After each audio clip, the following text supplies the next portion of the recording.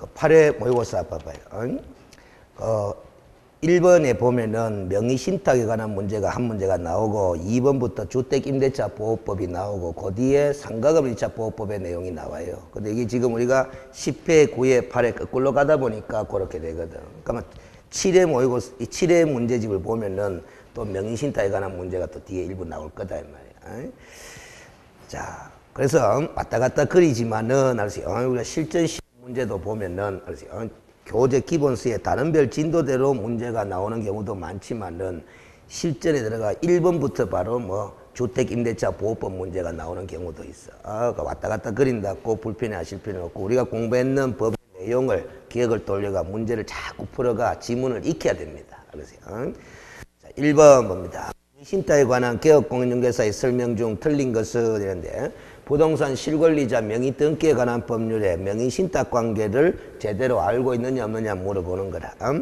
자, 1번에 보면은 배우자 명의로 부동산에 관한 물건을 등기한 경우 이것도 명의신탁은 맞아요. 맞는데 타인 명의로 등기하는 명의신탁은 맞는데 우리 실명법에는 특례를 둬놔서 그래서 처벌을 하지 않습니다. 어떤 경우에 처벌하지 않느냐 하면은 조세 포탈이나 강제 집행의 면탈 또는 법령상 제한의 회피를 목적으로 하지 않는 명의신탁은 유효한 명의신탁으로 인정한다, 한다라는 소리입니다. 알겠어요? 그래서 배우자 명의로 부동산에 관한 물건을 등기하는 거나 종중재산을 종중 이외의 명의자로 등기하는 경우 이런 것들은 다 특례 규정을 둬가지고 이런 불순한 목적이 없는 유효한 것으로 인정을 해. 그러나 불순한 목적이 있으면 그것도 무효 이렇게 처리되는 겁니다. 알겠어요?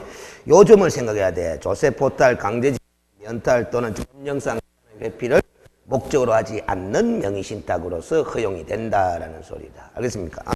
그 다음 2번에 명의신탁자는 대내적으로 하는 단어가 중요합니다. 명의수탁자에 대하여 실질적인 소유권을 주장할 수 있다 해놨는데 명의신탁자와 수탁자 사이에 내부적으로 보면은 실소유자가 누구다? 신탁자잖아. 그래서 신탁자는 수탁자에 대해서 소유권을 주장할 수 있다 없다? 있습니다. 그러나 대외적으로 보면 제3자에 대해서 주장을 한다 뭐 한다? 뭐 한다라는 것이지. 알겠습니까? 그래서 명의신탁 관계는 신탁자와 수탁자의 대내적 관계에서 바라봐야 될 부분이 있고 그 다음 신탁자, 수탁자 이외에 제3자와의 관계에서 대외적 관계에서 바라봐야 될 측면이 구분돼야 된다 이 말이야. 그 다음에 3번에 명의수탁자의 점유는 권원의 객관적 성질상 자주 점유라고 볼 수 없고 무슨 점유다? 타주 점유라요. 타인의 물건을 갖다 등기한 거잖아요. 그래서 명의수탁자 또는 그 상속인은 소유권을 점유, 시효 취득할 수는 있다 없다? 없다라는 거라. 알겠습니까? 수탁자는 타주 점유이기 때문에 우리가 점유 시효 취득을 민법상 인정받으려면은 타주 점유는 안 되고 무슨 점유? 자주 점유라야 되는 거거든. 알겠어요?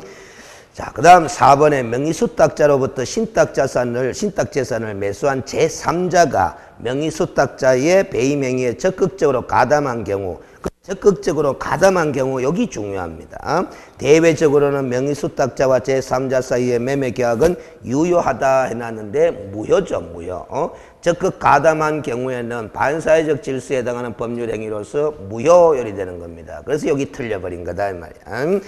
5번 명의신탁자는 명의신탁 계약을 해지하고 수탁자에게 신탁재산의 반환을 청구할 수 있습니다. 실소유자로서. 그러나 명의신탁 관계를 드러내 보여야 되는 거죠. 그렇죠? 소유권을 반환을 주장하려면. 그러면 과징금이나 형사처벌을 감수하는 전제하에서 신탁재산의 반환을 청구할 수 있다. 그렇게 되는 겁니다. 반환 청구할 수 있는 건 사실이야. 그래서 5일이 처리되는 거예요. 알겠습니까? 그래서 이 문제 틀린 것은 4번이 된다. 자, 2번부터는 주택임대차 보호법의 내용인데, 그래서 2번 문제와 3번 문제는 실전에 출제될 가능성은 조금 낮아요. 근데 일부 지문은 좀 알아둘 필요가 있는데, 2번과 3번의 문제를 제가 만들어 본 취지는, 이걸 조금 제대로 알자라는 거라. 조금 더 상세하게, 이 확정일자 제도에 대해서 좀 알자라는 소리다. 알겠어요?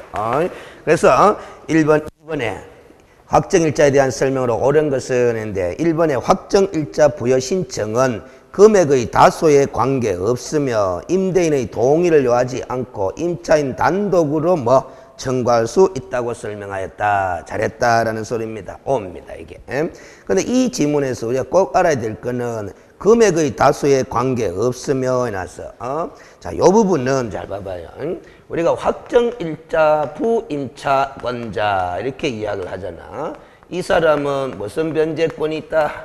우선 변제권이 있다. 이렇게 이야기를 합니다. 그렇죠? 근데 이 확정일자 부임차권자 이렇게 이야기를 하면 보통은 뭐다? 대항 요건도 이미 갖춘 거다, 안 갖춘 거다? 갖춘 거다라는 전제에서 이런 말을 많이 쓰거든. 요 두 가지 요건을 갖춘 임차권자는 무슨 변제권이 인정된다?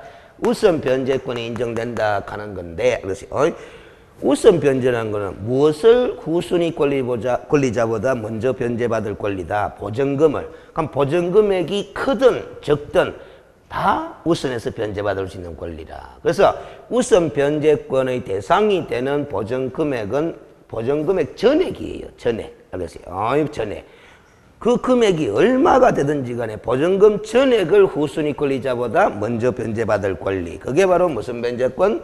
우선 변제권. 그러면 여러분들이 알고 있는 요거하고 좀 구별을 해야 돼요. 무슨 변제권? 최우선 변제권이다. 이 최우선 변제의 대상이 되는 보증금은 얼마냐? 보증금 전액이 아니라 뭐 보증금 중에 일정액까지만. 그러면 우선 변제의 대상이 되는 보증금액은 보증금액 전액 금액에 관계없이 요거는 뭐다? 보증금액 중에 얼마까지만 일정액까지만 최우선 변제받을 권리. 그걸 구별해서 좀 알아야 된다. 그러면 2번에 확정일자 부여 신청 시에는 임대차 계약서 제시 외에 건물 등기사항 증명서를 제시하여야 한다고 설명하였다 하는데 틀려버렸습니다. 우리가 주민센터 가가지고 확정일자 부여 신청할 때는 뭐만 가지고 가면 된다? 임대차 계약 정서 원본만 가지고 가면 되는 거다라는 소리다. 알겠습니까? 그런데 이게 상가 건물 임대차 보호법에 가면은 조금 또 다릅니다. 알겠어요? 다릅니다. 그때 가면은 이 확정일자가 아니라 사업자 등록 신청이 필요하잖아. 그렇죠? 주민등록 전입신고가 아니라 상가 건물은. 그럼 사업자 등록 신청할 때 알겠어요? 자기가 임차한 상가 건물의 일부분을 임차하는 거잖아요. 그러면은 도면을 첨부해야 돼. 도면을. 알겠습니까? 사업자 등록 신청할 때. 요 부분에 뭐다?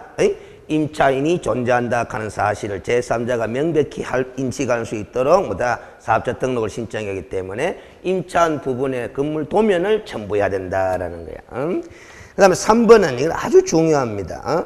확정일자 부여 임차권이 채권이다, 물권이다? 채권입니다. 요 임차권자는 채권입니다. 확정일자 부여받았다 하더라도. 그래서 물권으로 그 성질이 변하는 것은 아니기 때문에 이 확정일자 받은 임차인이라 하더라도 경매신청권 그리고 전전세권 이런 물권적 효력이 발생한다, 안 한다? 안 한다라는 소리입니다. 아주 중요한 거예요. 그래서 우리가 봐봐요. 속아 넘어가면 안 되는 것이 이미 기출된 지문이지만 대항 요건을 갖추고 확정일자까지 갖춘 임차권자는 무슨 변제권이 있다?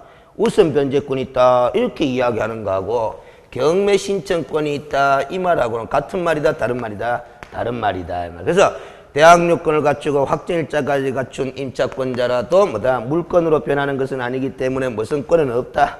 경매 신청권은 없다라는 거예요. 근데 요는 있다라고 설명하면 잘못한 거니까 X1이 된단 말이에요. 그 다음에 4번에 확정일자 부여로 우선 변제 효력이 발생하는 시점은 전입신고이라고 설명하면 된다, 안 된다? 안 됩니다. 그러면 언제 우선 변제권의 효력이 발생되느냐 물으면은 어떻게 답을 해야 되느냐 하면 잘 봐봐요. 대항 요건도 갖추고 확정일자까지 받아야 뭐다? 우선 변제권이 인정되는 거잖아. 자, 그러면은 이 우선 변제권의 효력 발생은 언제 되느냐 하면은 요렇게 따져봐요. 대항 요건은 뭐과 뭐를 대항 요건이라 그런다? 이사와 무슨 신고? 전입신고. 알았어요. 요거는 점유를 뜻하는 거고, 알았어요. 요거는 뭘 말하는 거다? 주민등록을 말하는 거다. 이 말이지. 자, 그러면 이거 세 가지 요건을 다 갖추어야 무슨 변제권? 우선 변제권의 효력이 발생하는 거잖아. 자, 그러면은, 알았어요. 이 지문이 왜 X가 되느냐? 전입신고일이 우선 변제권의 효력 발생한다. 가마 틀린 이유가 봐봐요. 요걸 5월 1일 날 하고 5월 1일 날 하고 확정일자도 5월 1일 날 받았다 쳐봐요. 그럼 전입신고일은 5월 1일이잖아. 그러면은 우선 변제권 효력 발생은 언제 되는 거다? 5월 2일 0시부터 발생하는 거야. 알겠어요? 그런데 요걸 갖다가 알겠어요? 5월 4일 날 했다 쳐봐요. 자, 뒤늦게 같이 왔다 쳐봐요. 그러면 우선 변제권의 효력 발생은 언제 발생하는 거다? 5월 4일 날 발생하는 거야. 알겠습니까? 그러니까 획일적으로 확정일자 부여받은 임차권자가 우선 변제권의 효력이 발생되는 시점을 전입신고일이라고 설명하면 된다, 안 된다? 안 되는 거다. 틀려버렸죠. 5번에 확정일자를 부여하는 것은 전입신고하는 곳의 읍면동사무소에서만 가능하다고 설명했다는데 읍면동사무소 말고도 뭐 등기소도 법원도 공정위사무소도 가능하다 불가능하다? 가능하다라는 소리잖아. 그게 틀려버렸다 이 말이지. 알겠어요? 3번입니다. 확정일자와 관련돼서 조금 더 구체적으로 한번 봐두자라는 거라. 별로 중요하지 않은 것도 모아놨습니다. 그냥 봐두자라는 거예요. 틀린 것은 1. 확정일자 부여기관은 해당 주택의 소재지나 확정일자 부여일 그리고 차임 및 보증금 등을 어디에다가 기재가 작성해야 된다? 확정일자 부하는 대장이 있어. 알겠어요? 그 대장에다가 이런 것들을 기재해 두게 돼 있다라는 소리라. 알겠습니까?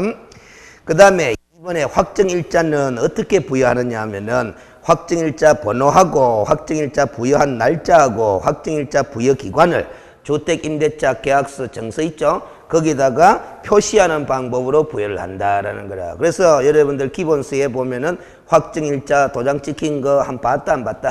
봤다. 요렇게 도장 찍힌 거 봤잖아요. 알겠어요?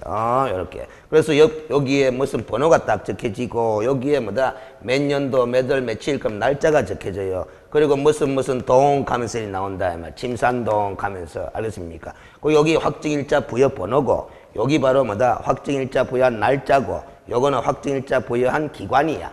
요 세 가지를 도장에 탁 새기가 정사각형 도장을 콱 찍어준다 이 말이야. 그게 바로 뭐다 확정일자 부여하는 방법이야. 알겠습니까? 그래서 임대차 계약서에 확정일자를 부여받았다 하면 여러분들 임대차 계약서 한번 보면은 직인 같은 도장이 찍혀진다 안 찍혀진다? 찍혀진다라는 게 요런 내용이 기재되어 있는. 알겠습니까? 그래서 여러분들이 또 계속 뚫어지게 보는데 그래서 우리 기본서에 보면은 제가 그걸 소개해 놨다 이 말이지. 알겠어요? 몇 페이지냐 하면은 몇 페이지에 그 확정일자 하는 게 그림이 나오느냐 하면은 403페이지에 봐봐요.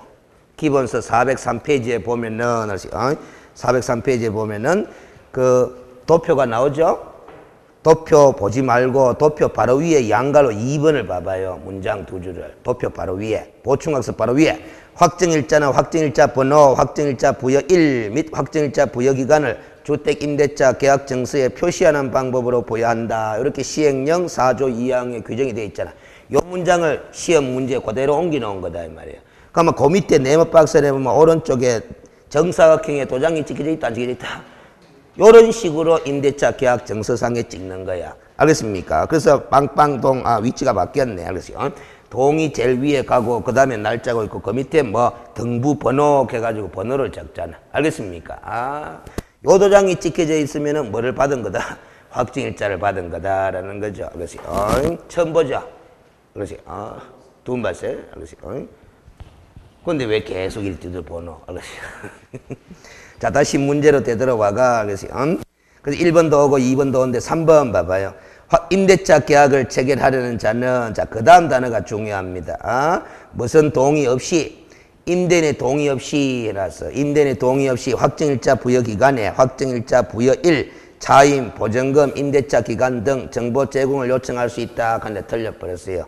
이런 정보 제공을 요청하기 위해서는 임대인의 동의가 있어야 한다, 없어야 한다? 있어야 된다라는 소리야. 동의 없이 했기 때문에 틀려버렸다. 그럼 4번 봐봐요.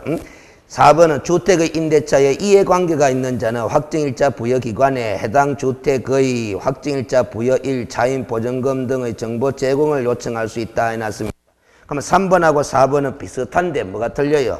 3번은 임대차 계약을 체결하려는 자고, 알겠어요?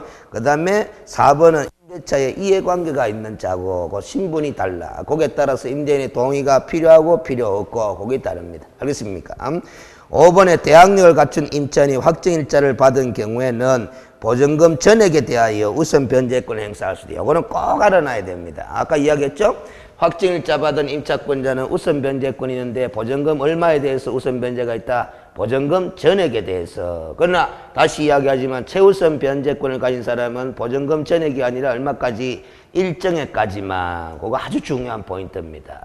그래서 지금 이 3번 문제에서 지문이 5개가 있는데 솔직히 여러분들이 꼭 알아놔야 될 지문은 2번하고 뭐하고 5번이에요. 알겠어요? 2번하고 5번 지문의 내용은 꼭 알아야 된다 몰란다? 알아야 됩니다. 알겠습니까? 그래서 우리가 이 문제풀이를 하면서 지문에 등장하는 것을 다 알면은 제일 좋은 건데, 알겠어요? 그 지문이 다 100% 출제된다고 보지는 뭐하지만은 출제가 될 가능성이 높은 거는 있다 이 말이에요. 그걸 지적해 드리는 거예요. 알겠어요? 그럼 4번에 주택 임대차 계약을 중개하면서 설명한 내용으로 틀린 것은 해놨는데, 알겠어요? 이 문제는 아주 적절한 문제예요. 지문 5가지 다 알아야 됩니다. 1. 주택의 미등기 전세 계약에 관해서는 주택임대차보호법을 뭐한다? 준용한다. 해놨어. 준용한다 하는 말은 미등기 전세 계약에도 주임법을 적용한다 한다? 한다라는 거죠. 자, 가만 미등기 전세 계약을 체결한 세입자는 전세권자라요? 임차권자라요? 임차권자입니다. 그래서 채권자에 불과합니다. 그래서 미등기 전세 계약을 이렇게도 바꿔서 이야기를 해요. 채권적 전세 계약이다. 이렇게 이야기를 한단 말이에요. 알겠습니까? 채권적 전세 계약. 2번 주택임대차보호법 임대차 계약이 묵시적으로 갱신된 경우에는 법정 갱신이 된 경우에는 임차인은 언제든지 임대인에게 계약 해지를 통지할 수 있다 없다? 있습니다. 아주 중요합니다. 근데 임차인은 임대인에게 언제든지 해지 통지를 할 수 있는데 반대로 임대인은 임차인에게 해지 통지를 한다 뭐 한다? 뭐 한다라는 소리야. 알겠습니까? 그래서 요 2번 지문에 임차인과 임대인이라는 글자를 위치를 바꿔버리면 O다 X다? X1이 돼버린다 이 말이야. 그 점도 출제 포인트가 되니까 쭉 알아놔야 돼. 그러면 이렇게 임차인이 임대인 계약 해지 통지를 하면은 그 계약 해지의 효력은 매들이 경과하면 효력이 발생한다. 3월이 경과하면 효력이 발생한다. 5전반보다 낫네. 알겠어요? 5번은 했는데 5전반에 매들이 경과하면 계약 해지의 효력이 발생합니까? 그러니까 또 1개월 이렇게 샀더라고. 알겠어요? 그 1개월은 알겠어요? 갑자기 왜 티 나왔냐 하면은 민법 시간에 기억했는 게 또 나오는 거야. 민법은 1개월이 경과하면 효력이 발생하거든. 알겠습니까?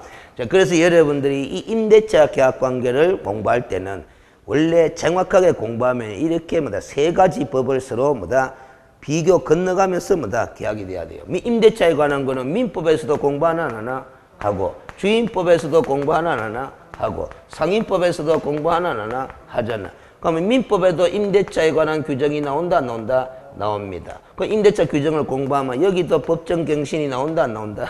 나옵니다. 여기도 법정갱신 나온다 안 나온다? 나온다. 이 법정갱신하고 이 법정갱신의 내용은 달라요. 그 효과는 똑같은 거지만은 내용이 다르다. 그런데 오전에 임차인이 계약 해지를 하게 되면은 매들이 경과하면 효력이 발생합니까? 이리 질문했지만 1개월이 경과하면 가는 건 어디서 들어본 소리다? 민법에서 들어본 소리예요. 근데 우리가 문제를 무슨 법을 문제 풀고 있다? 주임법을 풀고 있는 거예요. 민법의 걸 떠올리면 틀리는 거예요. 알겠습니까? 그런 거다. 그러면 상임법에도 법정갱신이 있고 이 경우에 임차인은 언제든지 계약 해지를 할 수 있다 없다? 있습니다. 그럼 그 계약 해지 효력은 또 마찬가지 매들이 경과하면 효력이 발생한다? 3월 이렇게 돼 있다. 그러나 민법은 매들이다? 1월 이렇게 돼 있다 이 말이에요. 알겠습니까? 근데 민법에서는 법정갱신이 있게 되면은 임대인도 계약 해지 통지를 할 수 있다 없다? 있습니다. 그러면 그 효력은 매들이 경과하면 6월이 경과하면이 된다. 그러면 벌써 요 법정갱신하고 요 법정갱신의 차이점이 봐봐요. 여기서는 누구만 계약 해지할 수 있다? 임차인만. 요는 임차인도 할 수 있고 임대인도 할 수 있는데 임차인이 계약 해지 통보를 하면 1개월이 경과하고 임대인이 계약 해지 통지를 하면 6월이 경과해야 효력이 발생한다. 그런데 요는 다르잖아. 알겠습니까? 이렇게 비교식 공부 잘하시네. 오전반보다 낫네. 알겠어요? 거의 낫다 하잖아요. 그 다음 4번에 3번 봐봐요. 임차인이 대항력을 취득하려면 주민등록 전입신고 이외에 임대차 계약증서에 확정일자도 받아야 한다. 틀려버렸죠. 대항력을 취득하려면 뭘 갖추면 되노? 이렇게 답하면 됩니다. 대항력을 발생시키려면 무슨 요건 갖추면 된다? 대항 요건을 갖추면 되는데 대항 요건은 뭐하고 뭐다? 이사와 전입신고지 확정일자가 아니잖아. 알겠지? 그게 틀려버린 거다 이 말이야. 알겠지? 4번에 임차인의 요구에 따라 임대차 기간을 2017년 1월 5일에서 동년 10월 31일까지로 정한 경우에는 1년 미만이라요? 미만 아니라요? 1년 미만이죠? 그래서 1년 미만의 기간으로 임대차 계약을 체결한 경우에도 임차인은 그 기간의 유효함을 주장할 수 있다 없다? 있다라는 겁니다. 누구만 유효함을 주장할 수 있다? 임차인만. 임대인은 안 되고. 알겠습니까? 그 다음 5번에 주택임대차보호법에 위반된 약정으로서 임차인에게 누구한테 불리한 것은? 임차인에게 불리한 것은 그 효력이 있다 없다? 없다. 왜 없냐 이리 물으면은 알겠지? 요렇게 답을 해야 돼요. 주택임대차보호법에 규정되어 있는 조문들은 그 성격이 강행규정이다 임의규정이다? 강행규정인데 왜 강행규정으로 보느냐? 임차인에게 불리한 약정은 효력이 있다 없다? 없다. 근데 임대인에게 불리한 약정은 효력이 있다 이래 되거든. 누구한테 불리한 약정만 효력이 없다? 임차인에게만. 그래서 이런 강행규정을 편면적 강행규정이다 그렇게 이야기를 한다 이 말이지. 편면적 강행규정. 알겠어요? 편면적 강행규정이다. 그 주택임대차보호법과 상가금융차보호법상의 규정의 성격은 무슨 규정이다? 편면적 강행규정에 해당한다 이렇게 이야기를 한다. 알겠어요? 그 다음 5번 문제로 갑니다. 개업공인중개사가 주택임대차 계약을 하면서 설명한 내용으로 틀린 것은 이렇습니다. 1. 임차인 본인은 전입신고를 하지 않더라도 처와 자녀만 주민등록 전입신고를 하고 주택을 인도받으면 대항력을 취득할 수 있다 해놨습니다. 알겠어요? 그래서 요거는 봐봐요.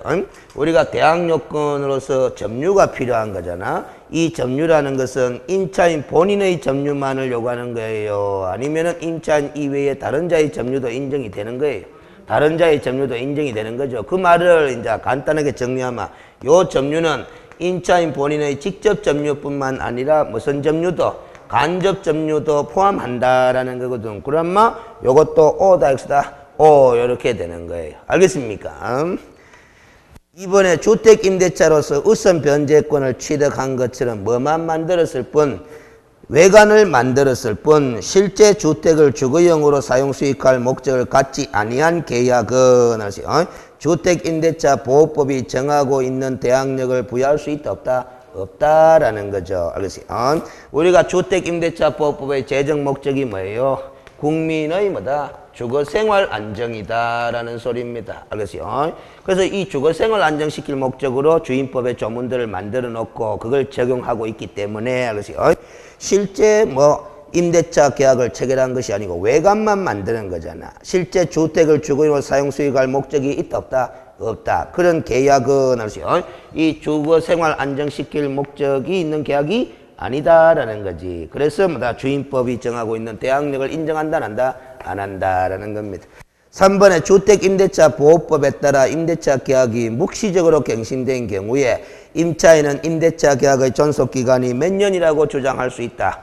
2년이라고 주장할 수 있다라는 겁니다. 옛날 법으로 되돌아가면은 이렇게 법정갱신이 있게 되면은 이런 조문이었어요. 조문의 내용이. 법정갱신이 있게 되면은, 묵시적 갱신이 있게 되면은 임대차 기간의 정함이 없는 것으로 본다. 이렇게 돼 있었단 말이에요. 옛날 주임법은. 근데 판례가 그때도 몇 년으로 보는 것이 옳다. 2년으로 보는 것이 옳다. 이 판례가 나오는 바람에 주임법을 개정해가 법정갱신이 일어난 경우에도 임대차 기간은 몇 년으로 본다? 2년으로 본다라고 아예 법조문을 바꿔버렸어. 그럼 지금은 시험 문제 낼 때 기간의 정함이 없는 것으로 본다 하면 X가 돼요. 몇 년으로 봐야 된다? 2년으로 봐야 된다라는 거라. 알겠어요?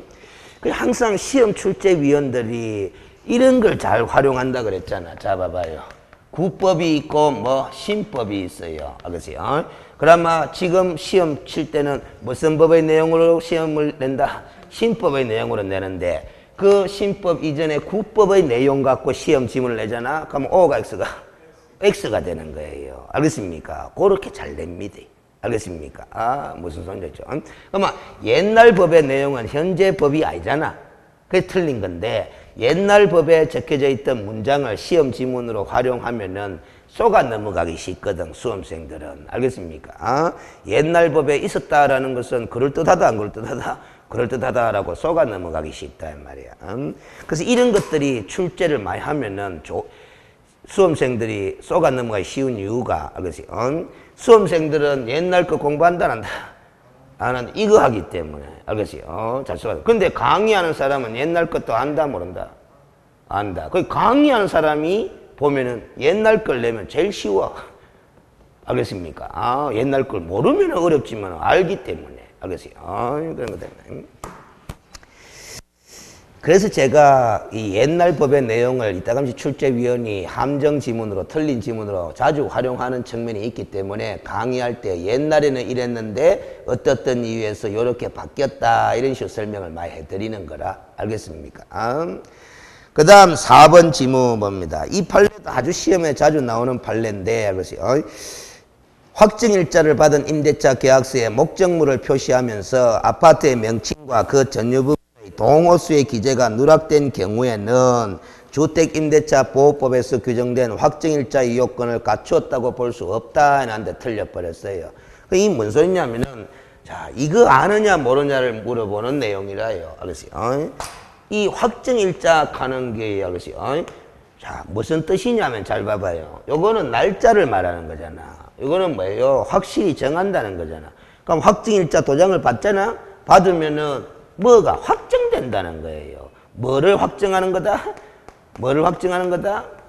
보증 금액이 얼마냐 하는 걸 확정 짓는 거다, 이 말이야. 알겠습니까? 보증 금액을 확정 짓기 위해서 확정일자 인을 받는 거야. 알겠습니까? 그러면 임대차 계약 정서에, 알겠어요? 부동산의 표시를 기재하면서 아파트인데 동호수를 기재하는 걸 깜빡 놓쳐버렸다, 이 말이야. 그러나 보증금은 적혀졌다, 안 적혀졌다? 적혀졌다. 거기다가 확정일자를 받았어요. 확정일자의 효력은 있는 거다, 없는 거다? 있는 거다. 보증금은 확정제잖아. 그럼 동호수 기재가 누락됐다고 해가지고 확정일자의 요건을 갖추지 못한 것은 아니다라는 겁니다. 알겠어요? 그래서 알겠어요? X 이렇게 된다. 요건을 갖추었다고 볼 수 없다 했기 때문에 틀려버린 게.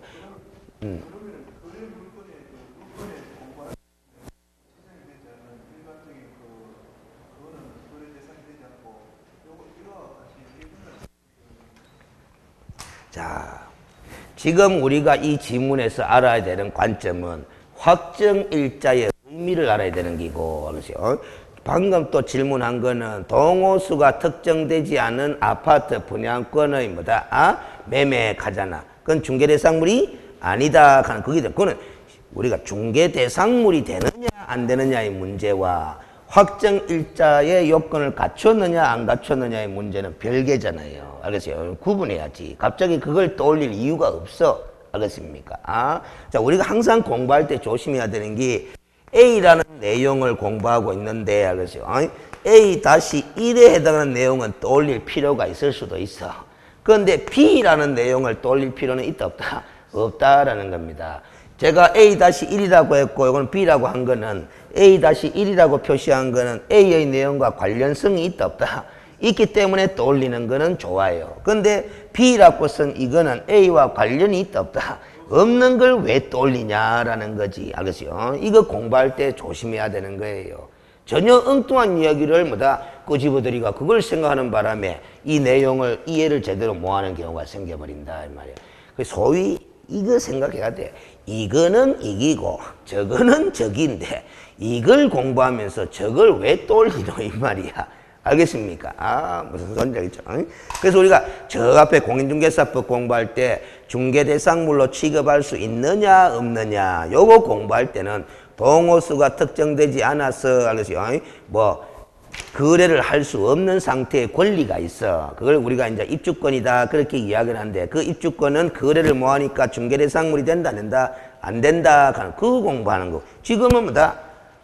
확정일자의 의미를 공부하는 거다, 이 말이야. 그래서 임대차 계약 정서에 원래 동호수를 원래 정상이라면 적어 넣게 돼 있는데 동호수도 이미 정해져 있는 거예요. 근데 임대차 계약서를 작성할 때 실수로 뭘 빼묻었다? 동호수 기재를 빼묻었다라는 거야. 빼묻다 하더라도 보증금액은 확실히 적어 놨다, 안 적어놨다? 적어 놨다. 그 임대차 계약 증서를 들고 확정일자를 부여받아도 확정일자의 효력은 있다 없다? 있는 거다라는 소리다. 그렇지.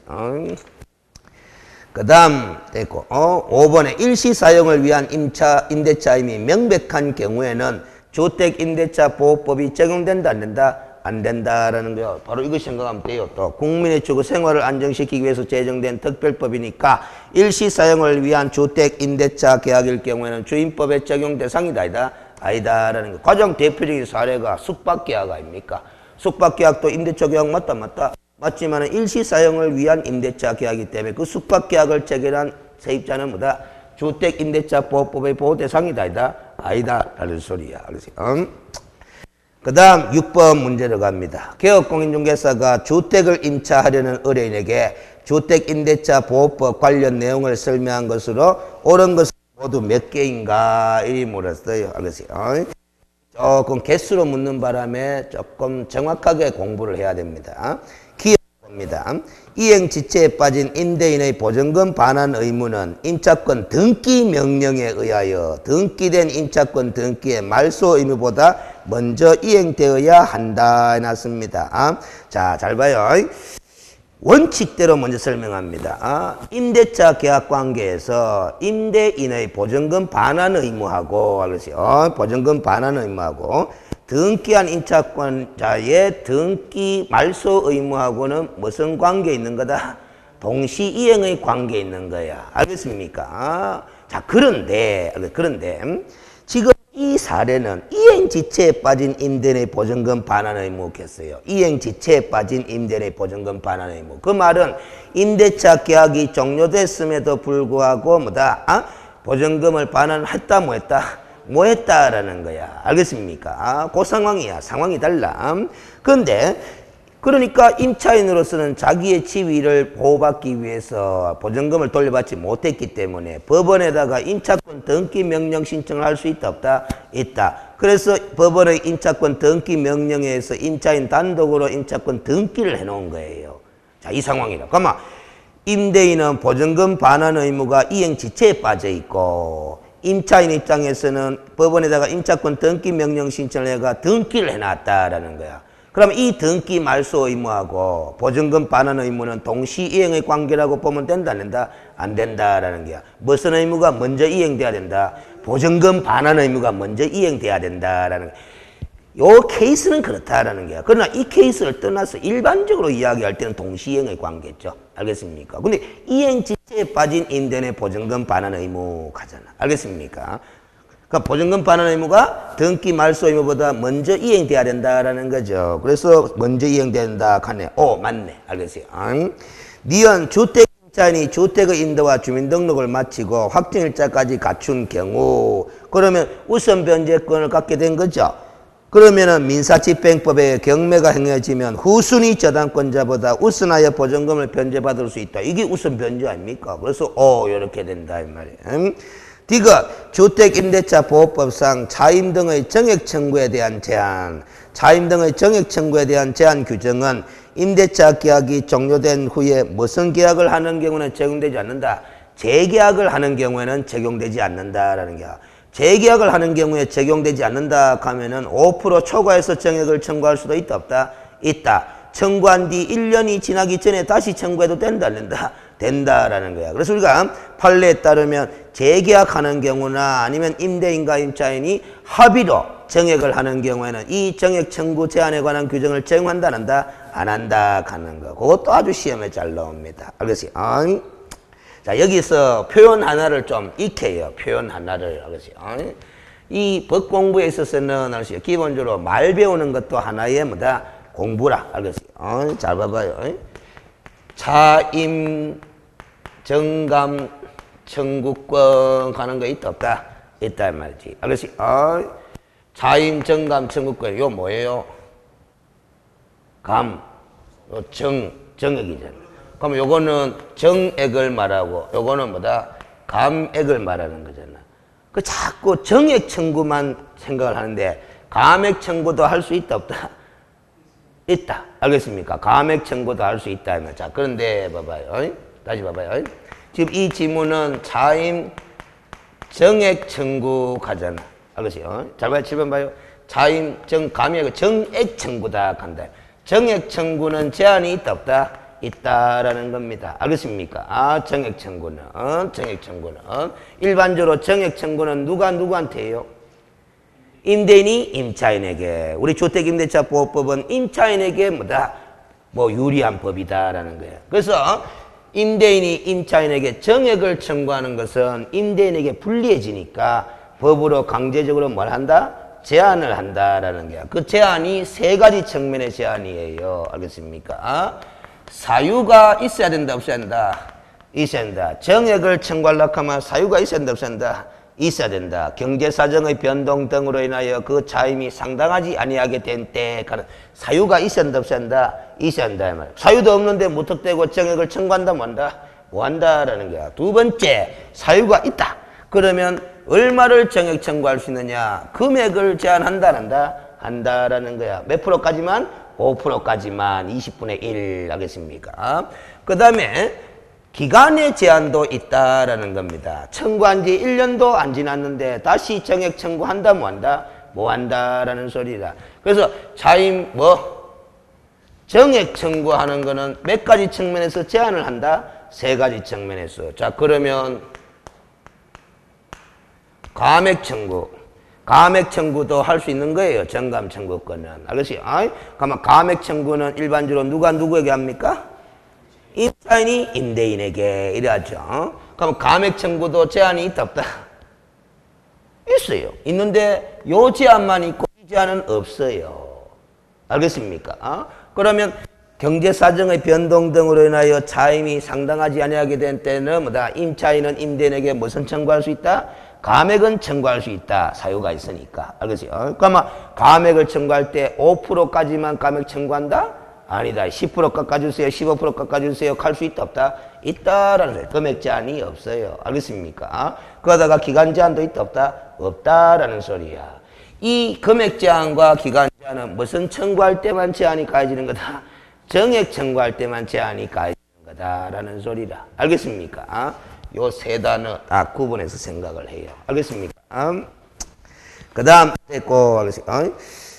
리얼의 임차인은 선순위의 저당권자에 의하여 경매가 이루어진 경우에 보증금을 모두 변제받을 때까지 임차권의 존속을 주장할 수 있다 하는데 뒷부분 보지 말고 임차인이 선순위 저당권자가 신청한 경매가 이루어지면은 소멸이다, 인수다?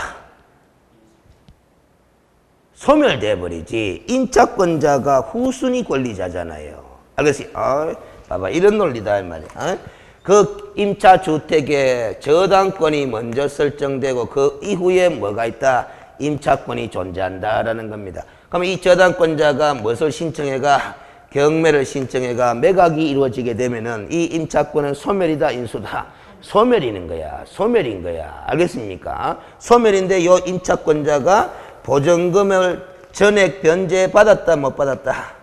변제받지 못했다 하잖아. 못했다 하더라도 임차권은 소멸이다, 소멸이다라는 거야. 근데 지금 모두 변제받을 때까지 임차권의 존속을 뭐다? 준장할 수 있다 해놨잖아. 자, 그런데 공부를 좀 해야 돼요.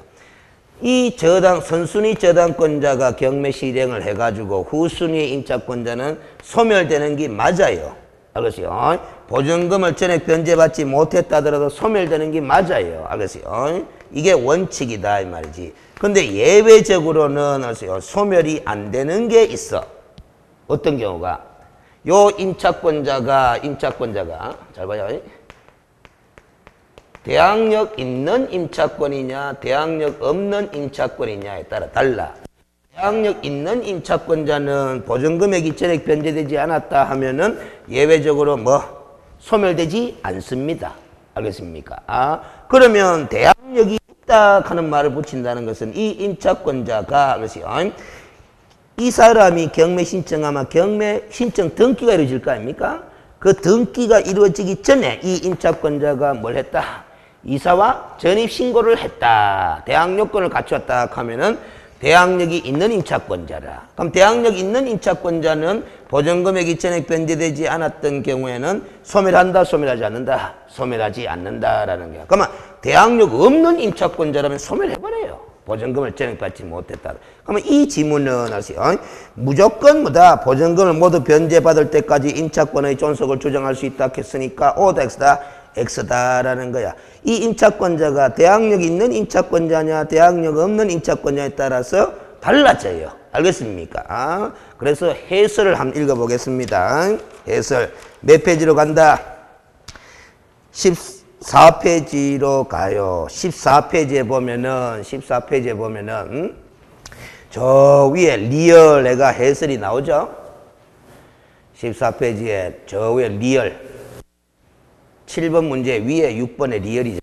그렇죠. 리얼에 보면 임차권은 임차주택에 대하여 민사집행법에 따른 경매가 행해진 경우에는 그 임차주택의 경락에 의하여 소멸하는 것이 원칙이야. 다만 보증금이 모두 변제되지 아니한 무슨 임차권은 그러하지 아니하다. 대항력 있는 임차권은 그러하지 아니하다. 그러하지 아니하다는 소멸하지 않는다라는 소리잖아. 알겠어요? 그러면 모든 임차권자가 소멸하지 않는 것이 아니고 대항력 있는 임차권자가 소멸하지 않는 거야. 그럼 대항력 있는 하는 말이 뭐 이사와 처리 신고 대항력권을 언제 전까지 갖춰야 된다? 경매 신청 등기 전까지 고려되는 거다 이 말이야. 알겠습니까? 다시 앞페이지로 갑니다. 그래서 6번 문제의 위험을 봅니다. 임차인이 상속권자 없이 사망한 경우에는 그 주택에서 가정 공동생활을 하던 사실상의 혼인관계에 있는 자는 아세요? 임차인의 권리와 의무를 뭐하게 돼 있다? 승계하게 돼 있습니다. 상속권자 없이 사망한 경우에는 그 주택에서 가정공동생활을 하던 사실상의 혼인관계에 있는 자는 임차인의 권리와 의무를 승계하게 돼 있어. 근데 임차인의 권리와 의무를 승계하기 싫을 수도 있잖아. 싫으면 무슨 표시를 하면 된다? 임차인이 사망한 후 1월 이내에 임대인에 대하여 반대 의사를 표시하면 돼. 근데 반대 의사를 표시하지 않게 되면은 그 사실상의 혼인관계에 있던 자는 임차인의 권리와 의무를 뭐하게 돼 있다? 승계하게 돼 있다라는 소리입니다. 이 규정은 사실혼 관계에 있는 배우자를 보호하기 위해서 둔 규정이야. 알겠습니까? 무슨 소리인지 알겠죠? 이 규정을 만들어 놓지 않으면은 임차인이 상속권자 없이 이 사실혼 관계에 있는 배우자는 길거리에 나앉게 돼버린다 이 말이지. 알겠습니까? 그래서 이 사실혼 관계에 있는 배우자가 뭐다? 임차인의 권리와 의무를 승계받게 되면은 임차인이 갖고 있던 보증금 반환 권리 있죠. 반환 채권 있죠. 그걸 이 사실혼 관계에 있는 배우자가 임대인에 대해서 주장할 수 있는 거라. 근데 그러하기 싫으면은 반대 의사 표시를 임대인에게 하면 된다, 안 된다? 된다. 임차인이 사망한 후 몇 월 이내에 1월 이내에 반대 의사 표시를 하면은 승계를 안 받게 돼 있는 거예요. 알겠습니까? 사실혼 관계에 있는 배우자가 선택하면 되는 거라. 임차인의 지위를 그대로 승계 받든지 아니면 승계 안 받을 건지 그건 자기가 결정해가 의사 표시를 명백히 하면 되는 거예요. 알겠습니까? 그래서 지금 이 6번에 옳은 것은 리얼을 빼고 나머지 4개는 다 옳아요. 그래서 답이 4개라. 알겠어요? 기역, 니은, 띠건, 미음이 옳은 답항입니다. 그래서 여기 좀 어려운 문제 속에 속해요. 리얼 같은 경우는 아세요? 보증금을 변액 변제받지 못한 임차권자는 구별 잘해요. 보증금을 전액 변제받지 못한 임차인은 원칙은 많은데 소멸하는 건데 예외적으로 소멸하지 않는 경우가 있다 없다? 있다. 그 예외적으로 소멸하지 않는 경우가 되려면은 그 임차권자가 무슨 힘이 있어야 된다? 대항력이 있어야 되는데 그 대항력이 있으려면은 경매 신청 등기 전까지 무슨 요건을 갖췄어야 된다? 대항 요건을 갖췄어야 된다. 이렇게 정리를 하셔야 된다 이 말이야. 알겠어요?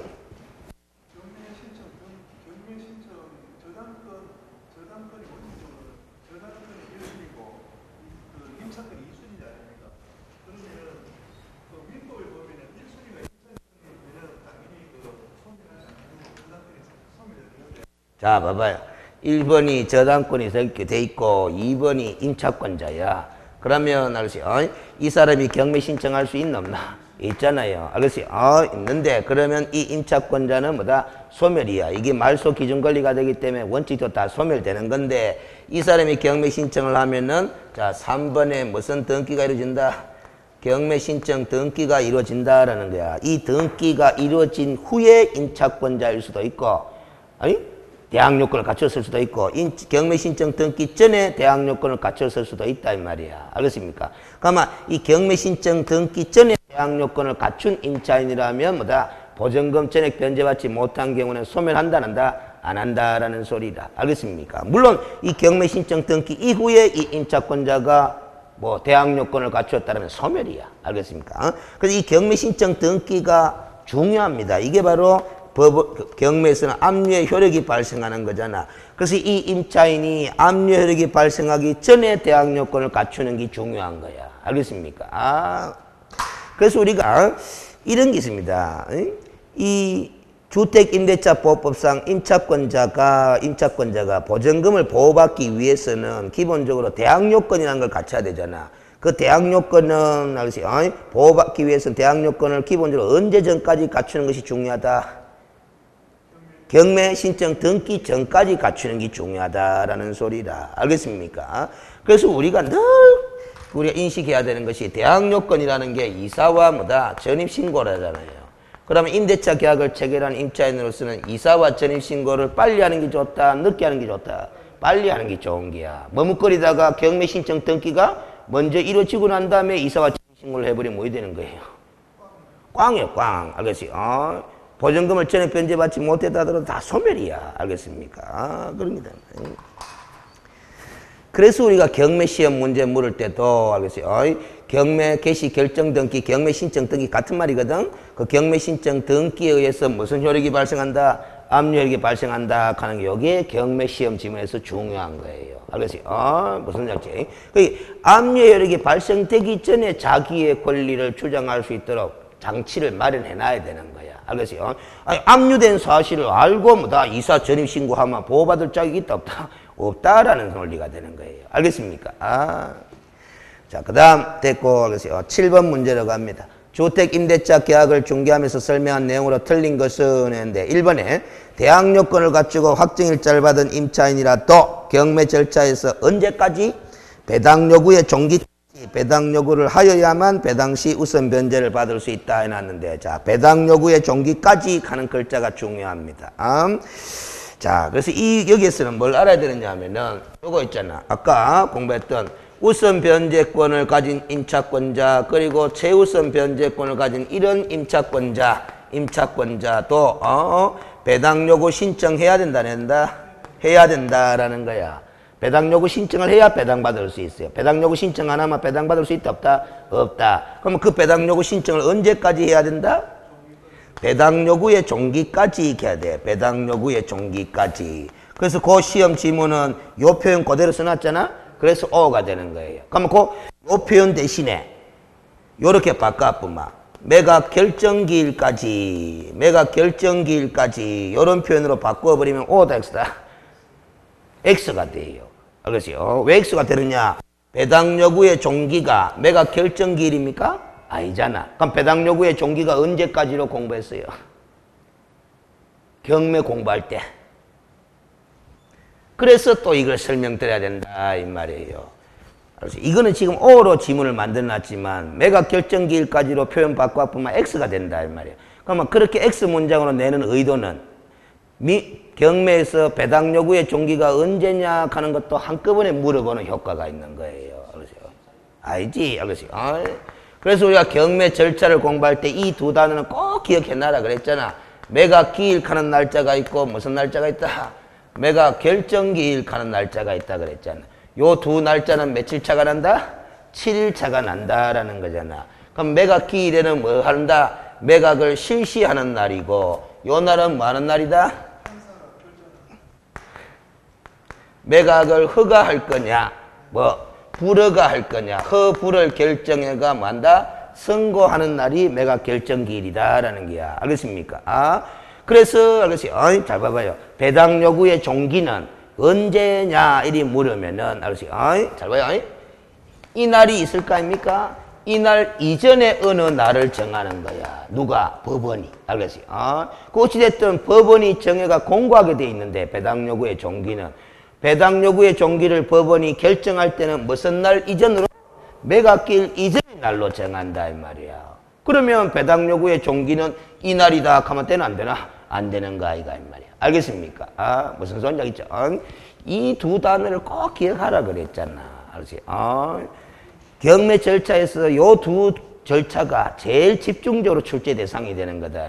우리가 이날 매각을 실시할 때도 매각을 실시하는 방법이 몇 가지 중에 하나를 선택한다? 세 가지 중에 하나를 선택한다. 기일 입찰 방식, 기간 입찰 방식, 호가 경매 방식 중에 한 가지를 법원이 선택해서 실시한다. 이런 것도 시험 지문이었잖아요. 그건 이날과 관련된 거잖아. 여러분들 또 최고가 매수 신고인 가는 단어 들어봤잖아? 자순위 매수 신고인 가는 단어 들어봤잖아? 그런 단어가 다 이 날짜와 관련해서 출제하는 내용이잖아요. 그 최고가 매수 신고인 이외에 자순위 매수 신고인을 정해둘 수도 있다. 그러면 자순위 매수 신고인은 무조건 정하는 게 아니고 신청을 받는다 그랬잖아. 최고가 매수 신고인이 매각 잔금을 완납하지 않을 때를 대비해서 자순위 매수 신고인을 미리 두는 게 편하다. 그래서 신청받는다 하는데 자순위 매수 신고를 누가 신청할 수 있느냐? 그걸 또 시험에 잘 묻잖아. 자순위 매수 신고할 자격이 있는 사람은 최고가 매수 신고 금액에서 매수 신청 보전금을 공제한 금액을 넘는 가격으로 입찰에 참가한 사람은 누구라도 다 자순위 매수 신고할 수 있다 없다? 있다. 그런 게 또 시험 지원해 낸다는 거잖아. 그러면 자순위 매수 신고를 신청할 수 있는 자격이 있는 사람도 요 날짜와 관련된 내용이잖아요. 그리고 또 봐봐요. 우리가 이날에 농지를 매수 참가할 수도 있는 거다 없는 거다? 있는 거다. 그러면 법원 경매를 통해서 농지를 매수하고자 하는 사람은 농지증을 발급받아가 법원에 제출해야 된다? 해야 되는데 그것도 언제까지 제출하면 된다? 매각 결정기일까지 제출하면 된다라는 거야. 이날 내가 농지를 최고가 매수 신고할지 안 할지 모르는 거잖아. 그러니까 이날 제출할 수가 없어. 이날 최고가 매수 신고이 되고 나면 요 날까지 제출하면 되는 거라. 그래서 시험 지문은 농지를 경매로 매수한 경우에는 매각 결정 기일까지 농지 취득 자격증명을 집행법원에 제출하여야 한다. 이런 게 시험 지문이 되는 거다.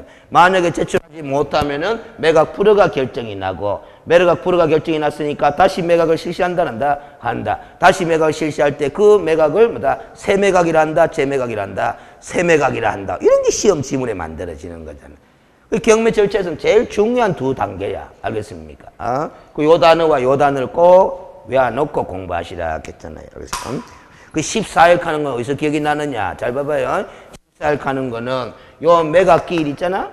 어느 날짜가 있겠지? 그 매각기일 14일 이전에 법원이 뭘 해야 되느냐? 매각기일 공고를 해야 되는 거야.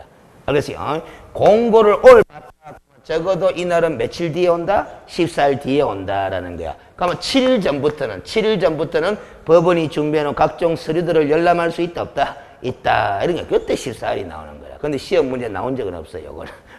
알겠어요? 그래서 이 공고문이 일간지 신문에다가 그니막하게 나오는 거 봤다 안 봤다? 봤다. 그 공고문을 오늘 봤다 하면은 적어도 매각기일은 며칠 뒤에 온다? 14일 뒤에 온다. 이 소리야. 알겠어요?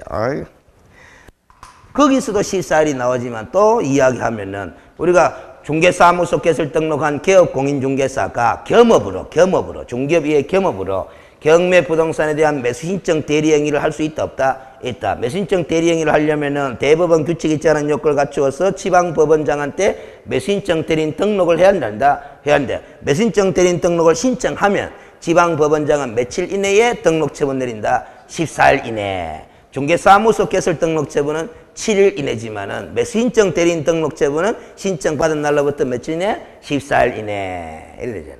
그거는 경매하고는 관계없는 게지만. 알겠습니까? 어디서 들어봤다 하는 게 뭐다 툭툭 기억나죠. 근데 전혀 엉뚱한 게 튀어나오진 않죠. 14일 가는 것도. 경매와 관련된 14는 맞아. 그러니까 이게 세부적으로 정확하게 떠올리지를 못해서 그런 게야. 이런 분들이 제가 강의하면서 제일 안타까운 수험생들이라요. 공부는 나름대로 하는데 여러 가지 사정상 반복을 하지 못하는 바람에 기억은 나긴 나는데 정확하게 기억이 안 나는 거야. 그래서 틀려버리는 경우가 생긴다 이 말이야. 알겠어요? 우리가 이것 때문에 지금 정확하게 안다. 대충 안다. 어렴풋이 아는 게 대충 아는 거잖아. 잘 봐봐요. 이것도 아는 기가 모르는 기가. 이것도 아는 기가 모르는 기가. 둘 다 아는 기야. 그러면 어떻게 알아야 된다? 자격시험에서는 정확하게 알아야 돼. 알겠어요? 무슨 말이죠? 왜 그렇습니까? 자격시험에서는 정확하게 알아야 되는 게.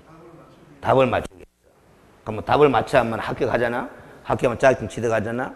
그러면 중개사무소 등록해가 중개업을 하잖아. 중개업을 할 때 뭐다? 어떻게 설명할 줄 알아야 된다. 정확하게 설명할 줄 알아야 돼. 대충 설명하면은 사고 터진다 안 터진다? 터진다 이 말이야. 무슨 죄죠? 그럼 사고 터지면 손해배상 책임져야 안 되나? 져야 되는 거다 이 말이야. 무슨 소리? 그래서 우리가 그래서 공부를 책을 통해서 공부를 하는 거는 요렇게 알기 위해서 공부하는 거다. 요렇게 알기 위해서 공부하는 거다. 요렇게 알기 위해서.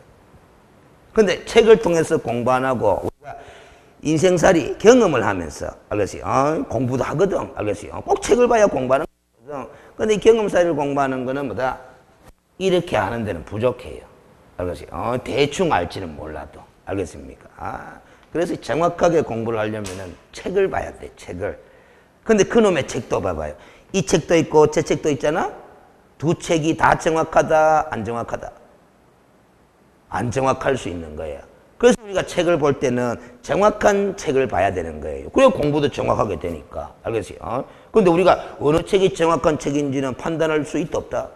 없는 거예요. 그래서 그래도 시중에 책이 나왔다라는 것은 어느 정도 것은 정확하다고 보니까 책이 나오는 거야. 알겠습니까? 그래서 믿고 아무 책이라도 보면 돼요. 알겠습니까? 그 다음 7번에 그래서 2번 질문 봐봐요. 보증금의 전부 또는 일부를 월 단위의 차임으로 전환하는 경우에 그 전환되는 금액에 연 1할과 기준금리의 3.5%를 더한 비율 중 낮은 비율을 곱한 월차임의 범위를 초과할 수 없도록 제한을 합니다. 자, 이것도 단어를 하나 봐봐요. 문장이 까다롭죠? 알겠어요? 자, 봐봐요. 자, 봐봐요.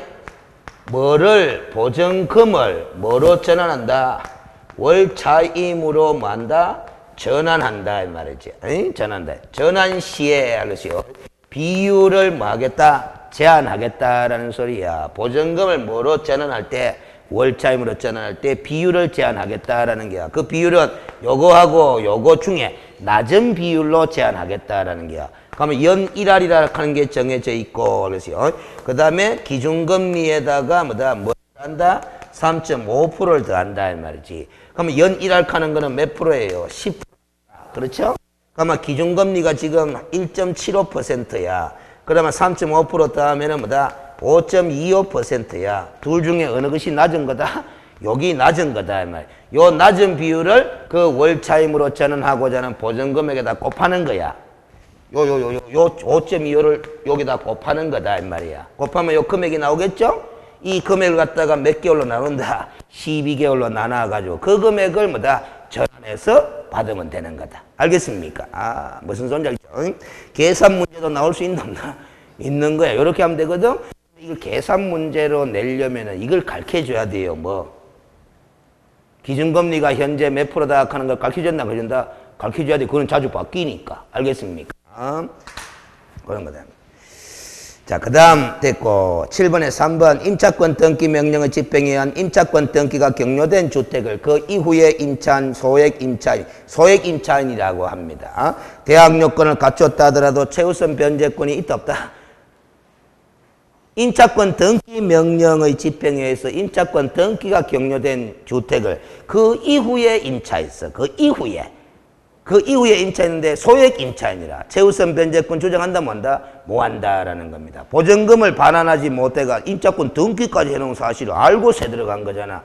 보호받을 자격이 있다 없다? 없다. 최우선 변제권은 인정이 안 되지만 우선 변제권은 인정된다 안 된다? 됩니다. 우선 변제권은 시간의 선우에 따라서 변제받기 때문에 이런 경우에는 후순위로 밀려들어도 뭐다? 권리는 인정되잖아. 알겠습니까? 근데 그 인정되는 권리가 별 실효성이 없는 권리가 될 뿐이지. 그 우선 변제권은 인정되고 무선 변제권은 인정 안 되고 최우선 변제권은 인정 안 된다. 알겠어요? 그래서 3번이 또 틀렸어요. 4번 다가구형 단독주택을 임차하여 대항력을 취득한 후에 그 주택이 무슨 주택으로 변경된 사정만으로는 다세대 주택으로 변경된 사정만으로는 임차인의 대항력이 상실하지는 않는다라는 거죠. 우리가 다가구 주택은 단독주택이고 다세대 주택은 무슨 주택이다? 공동주택이다. 그래서 다가구 주택을 우리가 세 들어갈 때는 지분만 기재도 돼요. 전입신고할 때. 그런데 그 이후에 여차저차한 사정으로 그 다가구형 단독주택이 다세대 주택으로 변경됐다고 해가지고 내가 동호수를 전입신고할 때 기재하지 않았다고 해가 대항력이 상실되는 것은 아니다라는 소리. 5번 임차인이 별도로 전세권 설정 등기를 마쳤더라도 주택임대차보호법상의 요건을 상실하면 대항 요건을 상실하면 자 이미 취득한 하는 그 단어가 중요합니다. 이미 취득한 대항력은 상실해버린다라는 소리라. 알겠습니까?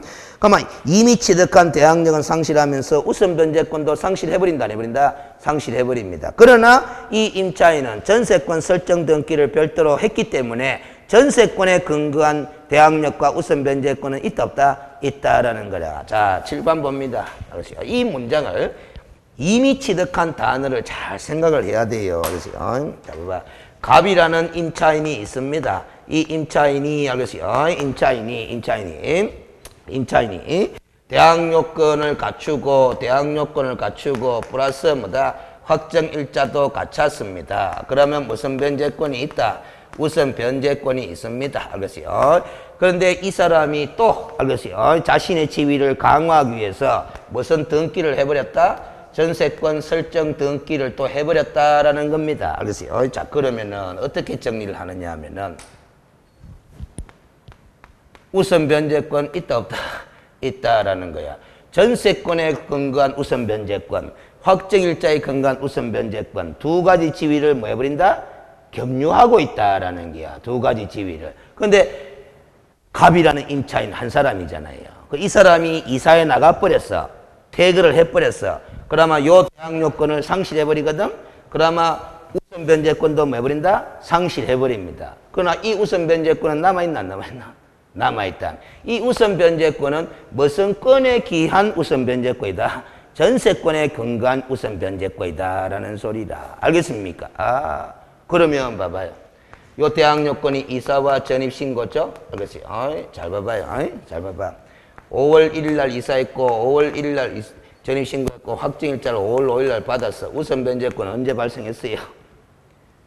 5월 5일 날 발생했죠. 그러면 이 전세권 설정 등기를 5월 10일 날 했어요. 알겠습니까? 요 5월 5일 날 우선 변제권 발생했는데 별도로 또 전세권 설정 등기가 5월 10일 날 했어. 그러면 우선 변제권 언제 발생했어요? 5월 10일 날 발생했어요. 그런데 이놈의 임차인이 알겠어요? 임차인이 5월 7일 날 뭐다? 퇴거해버렸어. 5월 7일 아니고 9일 날 합시다. 10일 날 합시다. 5월 10일 날. 5월 10일 날 퇴거해버렸다 칩시다. 알겠어요? 퇴거하면서 저렇게 전세권 설정 등기했다 칩시다. 그러면 이 5월 10일 날 퇴거해버리면 우선 변제권 상실한다는다. 이게 상실해버린다라는 게 이거는 남아있다 남아있다 남아있다. 그러면 이미 취득한 대항력은 이거잖아. 알겠습니까? 이미 취득한 대항력은 뭐 해버린다? 상실해버린다라는 거야. 그러나 전세권에 근거한 대항력과 우선 변제권은 살아있다 안 살아있다? 살아있다라는 거야. 그래서 요리되는 겁니다. 알겠습니까? 그 이미 취득한 게 어느 힘이 상실해버리냐 그걸 잘 봐야 돼요. 그래서 틀린 것은 3번이 된단 말이야. 그 다음에 뒷페이지에 8번 봐봐요. 주택임대차에 관한 개업공인중개사의 설명으로 옳은 것은 이라는데 1번에 임대인이 계약 해제로 인하여 주택의 소유권을 뭐하게 되었다면 상실하게 되었다면은 임차인이 그 계약이 해제되기 전에 대항력을 갖춘 경우에도 새로운 소유자에게 대항할 수 있다 없다? 있다 이래야 됩니다. 없다 하면 틀려버려요. 알겠어요? 이게 뭔 소리냐 봐봐요. 자 이렇게 보면 됩니다. 알겠어요? 매도인이 있고 알겠어요? 매수인이 있어요. 이 두 사람이 매매 계약을 체결했습니다. 언제? 5월 1일 날 체결했습니다. 알겠어요? 그런데 이 매수인이 이제 매매 계약 체결했잖아. 그러니까 요쪽 가가지고 6월 1일 날 아직 중도금 지급, 잔금 지급 이런 거 했다 안 했다? 안 했습니다. 근데 6월 1일 날 알겠어요? 요 매수인 을이 알겠어요? A와 사이에 무슨 계약 체결했다? 임대차 계약을 체결한 거야. 며칠 날? 6월 1일 날. 이 매수인 을은 6월 1일 날 임대차 계약을 체결할 권한이 있다 없다? 있습니다. 샀잖아. 매매 계약처럼 매수했잖아요. 근데 아직까지 자기 이름 앞으로 소유권 등기했다 안 했다? 안 했다. 그러나 매수한 물건이기 때문에 뭐다? 이 A에게 임대할 권한은 있는 거다 없는 거다? 있는 거다 이 말이지. 알겠습니까? 아, 6월 임대차 계약을. 그러면 이 A가 6월 3일 전입신고도 하고 그 다음에 이사도 하고 확정일자도 다 받았어. 알겠지? 아, 다 받았으면은 우선 변제권 취득하는 거다, 하는 거다? 하는 거다. 그런데 요 놈이, 알겠지? 왜 됐었노? 6월 한 2일 날, 알겠지? 이 매매 계약이 왜 됐었다? 해제됐었다, 이 말이야. 알겠습니까? 해제. 그러면 매매 계약이 해제되기 전, 6월 5일로 해야 되겠다. 6월 3일이면. 매매 계약이 해제된 거는 6월 5일인데 해제되기 전에 임대차 계약을 다 체결했다, 안 했다? 했고, 그러면은 이 임대차 계약은 유효하다, 안 유효하다? 유효하다. 그러면 이 임차인 A는, 알수 임차인은 자기의 임차권을 주장할 수도 있는 거다, 없는 거다? 이 매도인에 대해서 주장할 수 있는 거다라는 겁니다. 적법한 권한에 의해서 임대차 계약을 체결한 거잖아. 알겠습니까? 그 매매 계약이 해지된 거는 두 사람 간의 사정이잖아요. 그러면 임차인 A는 자기의 임차권을 누구한테도 주장할 수 있다? 매도인에게도 주장할 수 있다라는 거라. 알겠습니까? 그래서 이 매매 계약 해제로 권리를 침해받지 않는 제3자행기라요. 알겠어요? 그런 거다. 자, 그래서 1번 다시 한번 읽어봐요. 임대인이 계약 해제로 인하여 주택의 소유권을 상실하게 되었다면은, 계약 해제로 주택의 소유권을 상실하게 되었다면, 임차인이 그 계약이 해제되기 전에 대항력을 갖춘 경우에는 새로운 소유자에게 대항할 수 있다. 이래야 됩니다. 알겠습니까? 없다 하면 틀려버렸다. 2번 임차권 등기 명령은 임차권 등기가 첫 경매 개시 결정 등기 전에 이루어진 경우에는 임차인은 별도의 배당 요구를 하지 않아도 당연히 배당받을 수 있는 채권자에 속합니다. 아주 중요합니다. 그래서 경매 개시 결정 등기 전에 뭘 했다? 임차권 등기가 이루어진 채권자로서 뭐다? 배당 요구 신청하지 않아도 당연히 배당을 받을 채권자에 속합니다. 자, 이거하고 아까 우선 변제권자하고 최우선 변제권자는 배당 요구 신청을 꼭 해야 배당받을 수 있는 권리자다. 같이 알아놔야 됩니다. 3번에 주택임대차보호법상 법인인 임차인이 보호를 받는 경우도 있더라, 없더라? 있더라. 그 보호받는 법인은 세 가지 외워놔야 되잖아. 한국토지주택공사, 그 다음 뭐 지방공사, 그 다음에 중소기업인 법인, 이렇게 세 가지는 알아놔야 된다 이 말이야. 그래서 옛날 임대차보호법은 법인은 보호 대상이었다, 아니었다? 아니었지만은 임대차보호법이 개정되면서 일부 법인의 경우에는 임차인으로서 보호한다, 한다? 한다라는 거잖아. 4번 소액보전금 우선 변제의 범위는 지역에 관계없이 기준이 동일하다 이런데 틀려버리죠. 지역마다 소액보전금액의 규모가 같다, 다르다? 다르다라는 거. 그래서 다 외워야 한다, 안 외워야 한다? 외워야 됩니다. 그렇지. 2016년도 3월 달에 개정된 뭐다? 지역별 소액보전금액 규모와 최우선 변제의 보호 대상이 되는 보전금액 규모를 외워야 돼요. 알겠습니까? 5번 확정일자 없이 대항요건만을 갖춘 임차인은 임차권 등기 명령에 의해 임차권 등기가 격려되더라도 우선 변제권을 취득하지 못한다 해놨습니다. 우리가 임차권 등기 명령에서 임차권 등기가 행해지면 무슨 변제권을 취득합니까? 우선 변제권을 취득하잖아. 알겠어요? 그 효과를 누리기 위해서 임차권 등기 명령 신청하는 건데, 그래서 뭐다? 틀려버린 거다 이 말이지. 그래서 옳은 것은 2번이 됩니다. 알겠어요? 근데 이미 대항요건도 갖추고, 알겠어요? 확정일자까지 받은 임차인이라면 임차권 등기 명령에 의해서 임차권 등기가 이루어지게 되면은 이사해 나가더라도 이미 취득한 대항력과 우선 변제권은 그대로 유지되는 겁니다. 알겠습니까? 근데 이 5번 지문은 확정일자 없이 대항요건만 갖춘 임차인은 우선 변제권 없잖아? 이 없는 임차인이 임차권 등기를 하게 되면은 우선 변제권을 취득해버린다라는 겁니다. 확정일자를 안 받아도. 그게 바로 등기의 효과입니까? 등기부에는 보전금액이 얼마인지 기재가 된다, 안 된다? 되기 때문에 등기해버리면 확정일자 받을 필요 있다, 없다? 없는 거다라는 거잖아요. 그렇지? 그렇게 이해하시면 돼요. 자, 쉬었다가 또 하는 데까지 가봅시다. 그렇지? 쉬었다 합시다.